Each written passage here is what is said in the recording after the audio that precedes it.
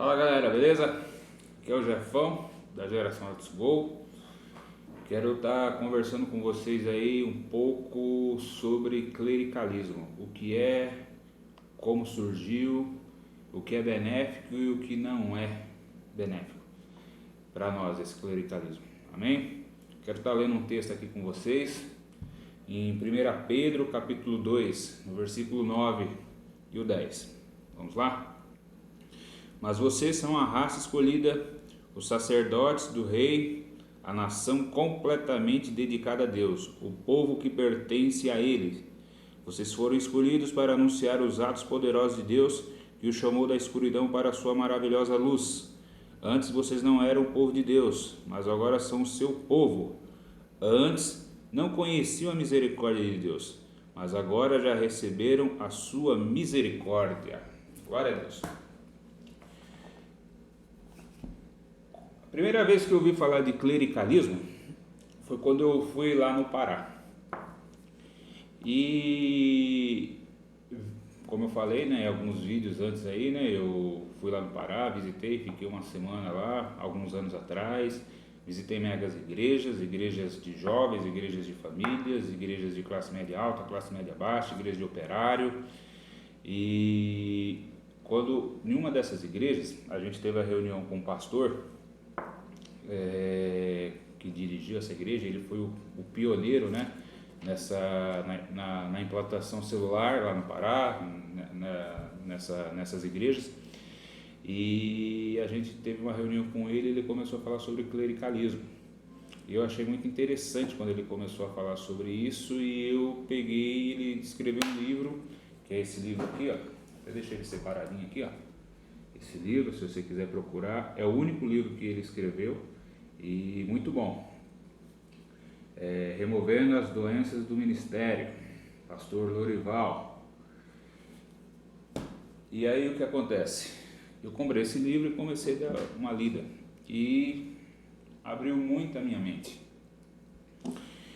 Mas vamos definir o que é clericalismo primeiro, né? Clericalismo, ela vem de clérigo. Ela, no dicionário, ela está escrita assim, ó: seguidores da regra da ordem, que pertence à classe eclesiástica, aquele que recebeu todas algumas das ordens sacras. O clericalismo, numa compreensão mais exata, até como fala no livro, é a divisão dos crentes clérigos e daqueles que são leigos, entre aqueles que foram ordenados ou não ordenados ao ministério, a alguma função, algum cargo, algum ministério dentro da igreja. E como é que começou na igreja, né, essa idealização de clérigo? A gente pega lá na Igreja Católica, quando ela começou a tomar formato, né, quando o imperador romano Constantino ele oficializa o cristianismo como religião oficial do Império Romano, quando ele junta alguns irmãos ali, faz o concílio de Nicéia e começa a tomar forma ali a Igreja Católica. E conforme ela foi andando, conforme ela foi vindo, ela foi se moldando, se formando com a ideia dos pensadores ali, e foi tomando forma e chegou a ter esse formato de clérigo. Qual era o clérigo da Igreja Católica? Era o Papa, os bispos e os padres, né? E qual eram as características mais marcantes? A missa era realizada em latim e existiam os dogmas, né? O que é o dogma? O dogma é quando o Papa ele fala aquilo que ele julga uma verdade absoluta, fica registrado e aquilo não se pode mudar. Mesmo que algum outro Papa venha assumir o lugar dele, não pode refutar aquilo que o antigo Papa falou. Então esse era mais ou menos o formato lógico, tem outros pontos, mas não é esse o assunto que a gente está falando, mas os principais é que o clérigo da Igreja Católica era formado pelo Papa, pelos bispos, pelos padres. A missa era realizada em latim e existiam os dogmas. Tanto que, para você ver, esse formato aí, né, da Igreja Católica, ele foi começada ali no século III. E a missa, ela veio em latim até em 1965. Para você ver, do século III, aí, a gente está falando de 300, ano 300 e pouco ali, até 1965, ela vinha sendo em latim. Só em 1965, um concílio do Vaticano II, que foi tirado essa premissa de fazer as missas em latim, e cada país poderia começar a realizar a missa na sua própria língua de origem, a própria língua local. No século XVI, veio a Reforma Protestante, que foi iniciada com Martinho Lutero. E qual que foi esse grande rompimento, né, da Igreja Católica com a Igreja Protestante? Martinho Lutero foi lá, ele começou a estudar a Palavra de Deus e ele começou a enxergar, a palavra era em latim, né, ele começou a estudar, ele fazia parte, né, era um estudioso, era parte da Igreja Católica. E ele começando a estudar a Bíblia em latim, ele começou a ver vários pontos que ele não concordava com aquilo que a Igreja Católica estava em desacordo com a Palavra de Deus. E até que ele escreve 95 teses, e falando por que a Igreja Católica estava errada. Ele traduz a Bíblia do latim para o alemão, porque Martinho Lutero era alemão, ou seja, ele dá acesso à palavra de Deus para todos os alemães, e ele começa a falar também sobre o sacerdote de todos os cristãos. É lógico que depois de Martinho Lutero veio outros reformadores, como Calvino, como Armínio, como Knox, mas esse já é um outro assunto. O fato é que quando teve a reforma,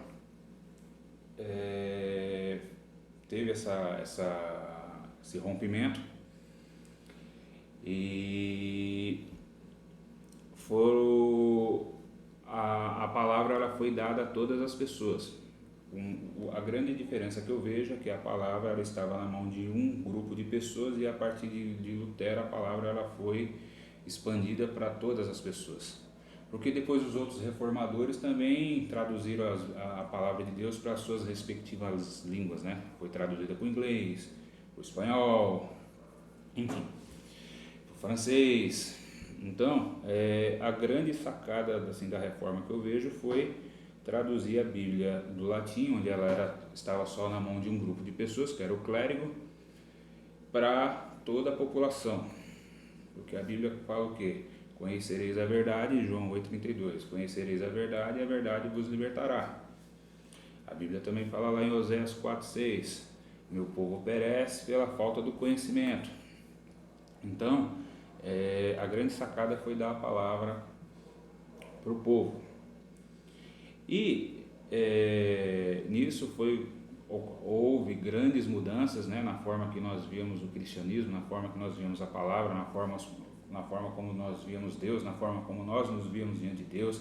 Nós começamos a ver que nós, o texto que eu falei, todos nós somos sacerdotes reais, raça eleita, povo santo. E isso foi uma coisa muito boa. Só que esse pensamento clericalista, ele tem algo incutido dentro dele, embutido. Ele ficou aí do século III até o século XVI sendo ensinado isso. Então, não é de um dia para outro que se muda isso. Isso aí são séculos para ser mudado. É mais ou menos como o povo no Egito. Deus libertou o povo do Egito, usou a vida de Moisés para tirar eles. Eles eram livres, mas continuavam com uma mentalidade de escravos. Por quê? Porque ficaram 430 anos presos no Egito. Então, por mais que eles fossem pessoas livres, o comportamento deles ainda era um comportamento de pessoas escravas. Gosto de ver muito isso daí quando Moisés manda Josué e Caleb, mais um grupo de 10 espias, para a terra prometida. E chegar lá, eles ficam um período na terra, lá observando, vendo aquilo de bom que a terra tinha, e depois de um período eles voltam. E o que acontece? Josué e Caleb falam, não, a terra é boa, a terra tem muitos frutos, nós vamos ir lá e vamos vencer e tal. E os outros 10 o que fizeram? Falaram que a terra era boa, que a terra tinha muitos frutos, só que eles falaram assim, mas lá tem gigante. E o que acontece? Eles falaram assim, ó, os gigantes nos olham como gafanhotos e nós mesmos nos olhamos como gafanhotos. Ou seja, eles pensavam muito no que os outros pensavam sobre eles e eles mesmos tinham um complexo de inferioridade também. Então o que acontece? Isso tudo era fruto do quê? 400 anos de escravidão no Egito. Então, por mais que tenha tido a reforma, por mais que Lutero foi lá e grudou aquelas 95 teses na porta da igreja lá na Alemanha, por mais que ele tenha traduzido a Bíblia do latim para o alemão, por mais que ele tenha inspirado outros reformadores como Calvino, como Armínio, como Knox, e depois muitos e muitos outros para frente, como William Booth, como John Wesley, como os pietistas, por mais que ele tenha feito isso, essa mentalidade ainda de dependência do clero, de dependência dos clérigos, de dependência dos líderes, ainda é muito forte no meio cristão. Como é que você vê isso daí? Pessoas que acham que só os líderes podem fazer alguma coisa. Pessoas que acham que para ser liberto, que Deus só vai usar a vida para libertar uma determinada pessoa, Deus só vai usar a vida de outra pessoa, que Deus não pode usar a vida dela mesmo para libertar. Pessoas que acham que não podem pregar, pessoas que acham que não podem fazer a diferença, pessoas que acham que sempre ficam esperando a ação de alguém para tomar a frente de algum trabalho. Isso é o que eu estou querendo falar, não quer dizer que não tenha que existir os líderes da igreja, é lógico que tem que existir. Eu falo assim, toda organização ela tem que ter uma liderança, tem que ter hierarquia, tem que ter os líderes, tem que ter aqueles que vão dar o direcionamento. Sim, os líderes também são aqueles que discipulam, aqueles que ensinam. A liderança não o clérigo na igreja, na palavra, ele não é contra a palavra, não é isso. O problema é quando as pessoas começam a achar que tudo só parte a partir deles, que tudo só parte e aí só quem pode fazer alguma coisa é quem tem alguma ordenança. Pessoas que muitas vezes estão com algum problema em casa, vamos colocar um exemplo prático assim, seu filho está doente, e você acha que tem que ligar para fulano vir na sua casa para orar pelo seu filho, sendo que você mesmo podia estar orando pelo seu filho. Ou então você mesmo pensa assim, alguém está passando necessidade e você acha que alguém chega na sua porta da sua casa e você vai falar assim, eu vou falar com o líder da minha igreja tal, para a gente ver se a gente consegue dar um arroz para você, um feijão, um macarrão, seja lá o que for, sendo que a pessoa está com esses alimentos dentro da casa dela e ela fica esperando a palavra de alguém para poder entregar o alimento. Então, o que eu quero ensinar aqui para as pessoas? Que nós temos que tirar esse pensamento, porque Deus ele quer usar todas as pessoas. Uma das coisas que Martinho Lutero ele ensinou muito foi o sacerdote de todos os cristãos. Todos nós temos um chamado. Todos nós fomos colocados aqui nessa terra com um propósito. Você não é mais ou menos do que alguém, do que um pastor, você não é mais ou menos do que alguém, do que um ministro da palavra, do que um mestre que ensina. É lógico, você pode ter um chamado diferente, e aquela pessoa que está ali em cima, ele pode ter uma maturidade mais ou um preparo a mais, mas isso não quer dizer que você seja mais ou menos que ele, ou que você também não possa fazer nada. É aquela coisa, imagina alguém que está foi atropelado na rua e está ali com a perna quebrada, e você vê na pessoa com a perna quebrada e achar que não pode pegar a pessoa e fazer nada pela pessoa. Você não precisa ser um médico para ajudar aquela pessoa. É lógico, o médico ele vai saber tomar as devidas provisões para longo tratamento. Mas isso não quer dizer que você não pode pegar aquela pessoa, não pode colocar uma tala na pessoa, que você não pode colocar a pessoa dentro do seu carro, que você não pode pegar a pessoa e levar a pessoa para o hospital. Então, o que eu quero mostrar para os irmãos, que você tem chamado no reino de Deus e Deus conta com você. Tem uma frase que eu falo, que é assim, ó, Deus ele está mais interessado nos dispostos do que nos teóricos. Não adianta você ter tanto conhecimento se você pegar e não colocar todo aquele seu conhecimento em prática. Deus ele conta com você. Você não precisa ter um curso de teologia, você não precisa ser ordenado a pastor, você não precisa ser ordenado a líder de célula, você não precisa ser um músico da igreja, você não precisa ser um diácono, um presbítero para você fazer a obra de Deus. Volto a falar, isso não quer dizer que você não tenha que ter uma liderança, volto a falar que você não tenha que ter alguém que te discipule, alguém que te oriente. Tem que ter sim. Jesus ele fazia o discipulado, o discipulado era uma coisa muito frequente na época de Jesus, era uma coisa normal. Hoje para nós aqui que não é.